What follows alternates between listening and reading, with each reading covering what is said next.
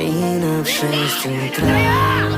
разбитая душа, и все твои обещания